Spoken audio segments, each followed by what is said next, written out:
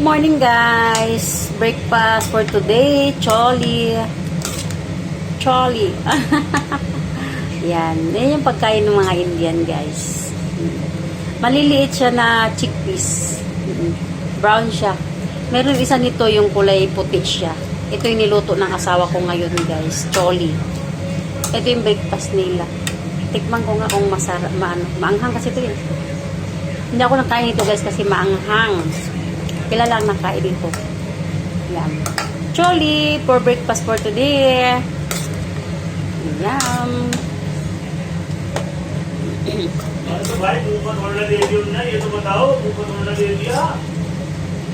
Masarap sa kanila to guys. Pero para sa atin to, inahalo to sa mga pagkain na kung ano-ano guys, di ba? Ito yung ginagawa ng pool sa Saudi. Chickpeas. Siya guys. Breakfast nila. Luto na to siya. Ganyan lang yan siya. Luto na siya. Sa gabi binababad siya para lumambot. Kasi nga, matigas ito. Kailangan talaga siyang i-pressure cooker. Ang pressure cooker ata nito, madali lang to para sa asawa ko, ginawa niya eh. 3 oras lang ata. Ganyan, 3 oras o ganyan. O mga ganyan nga. 3 oras siya guys. Diba?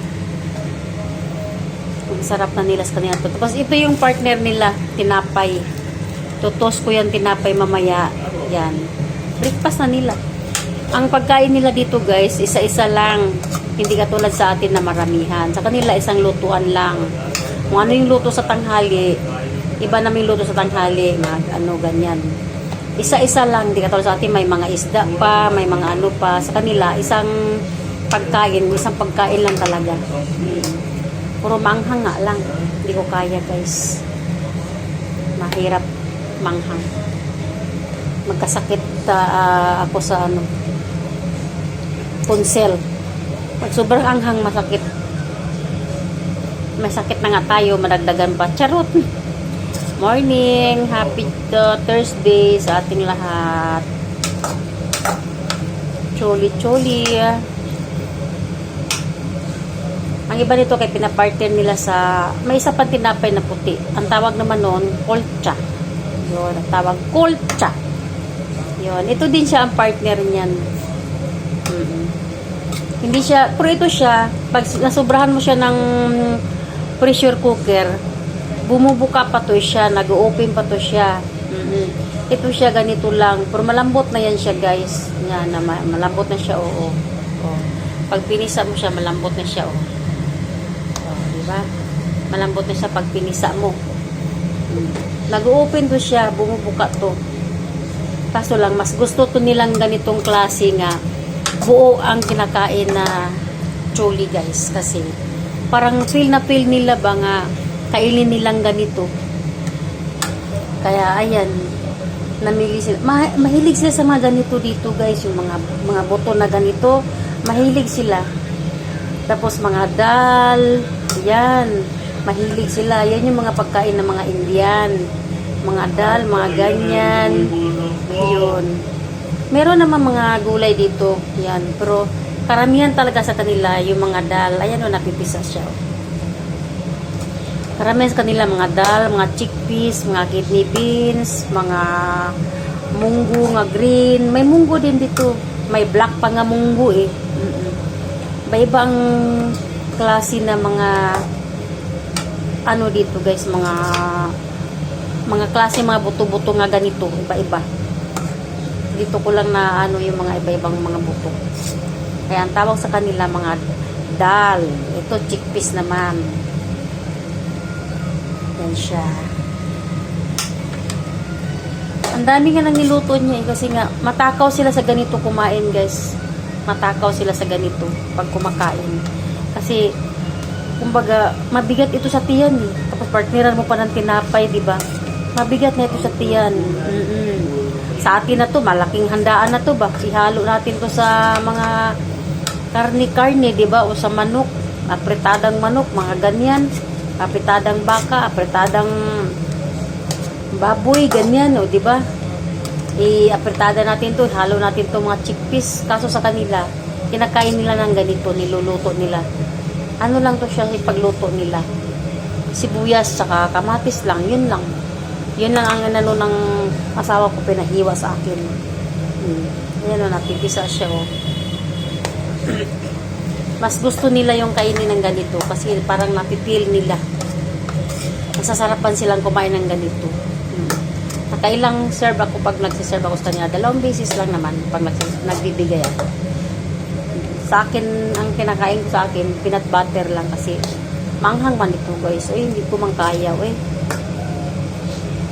Hindi man ako kaya. Ako lang yung naka dito sa Indian. Kumakain ako ng manghang pero yung parang matagdali siya ba nga, naka-mix na nga, hindi na siya masyado anghang talaga. Ito kasi, napipil mo pa yung ang amoy. Yan ang ayaw ko kasi, grabe talaga.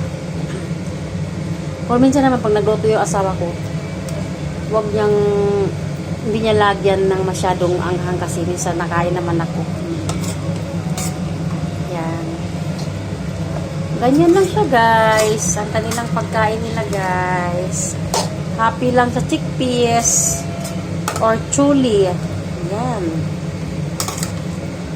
Pinakita ko lang sa inyo kung anong ang klase na luto ng mga ganito. Yan. Ganyan lang siya. Walang ibang mga halo, diba?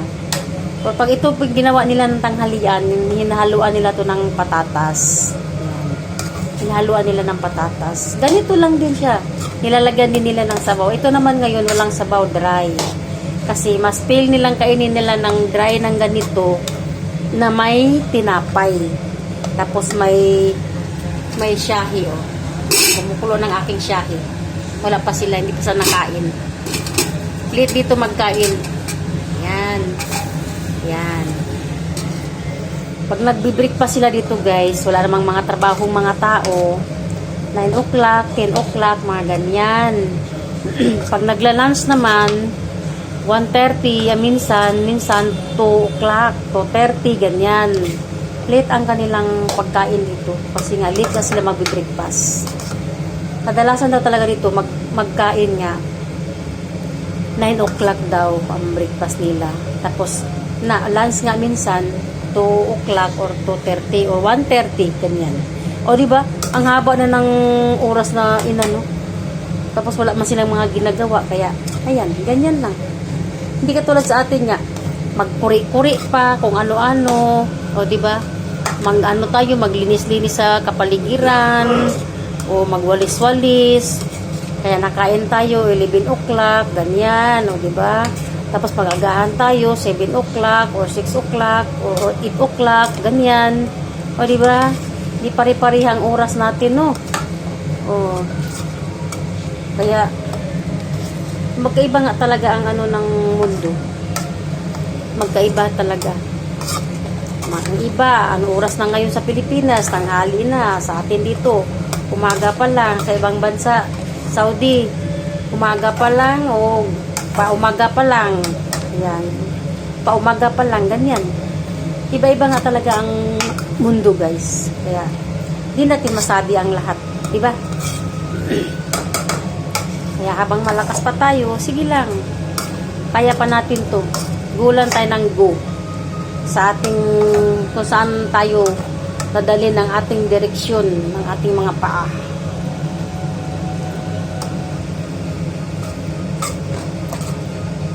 Ay, sabi daw nila, pag kumain ka daw ng ganito mga buto-buto, lalo daw sumasakit ang mga to. Totoo ba yun? Para sa kanila dito, hindi naman. Kasi ang dami nilang mga ganito guys. Uy, mahilig man sa mga buto-buto, mga taga dito. Uy, pati din naman ang Saudi, mahilig din sa mga buto-buto. Pero, ang sa kanila naman dito, sa mga taga-India naman, naglalakihan naman mga tao. Kasi nga, gawa nga nang wala silang mga trabaho. Diba? Wala silang trabaho. Iba pa ang bahay nila dito. Ang iba naman, hindi naman ganung mga kalalaki. Pero may iba talaga nga, ang lalaki talaga nila. Tawa nga lang, wala silang trabaho, kain tulog lang. Yan, merienda, chai with milk, ganyan. Kaya, yan. Hindi rin naman makapag-exercise kasi nga tamad. Ganyan. Pag ikaw tamad talaga, wala kang mangyari sa buhay mo. Kaya control din sa pagkain mo. Kaya ako guys, nagkukontrol ako sa mga pagkain dito guys kasi mahirap na, malayo tayo sa pamilya. Lisod na. Pagtaka mo kung bakit ganyan ang kulay siya. Ganyan talaga ang kulay niya. Ang kulay nito is brown. Hanggang sa pagluto, ganito na talaga ang kulay niya. Brown talaga. Lalo na ang sabaw nito kay ang itim, brown. Kaya nga ako pag minsan ako ang nagtataklo, tinatanggal ko yung sabaw kasi iba ang kulay eh. Kung hindi matanggal-tanggal, hindi malis-alis ang kulay kasi gawa nga ng sa ganito ng buto niya. Brown talaga ang sabaw niya. O di ba?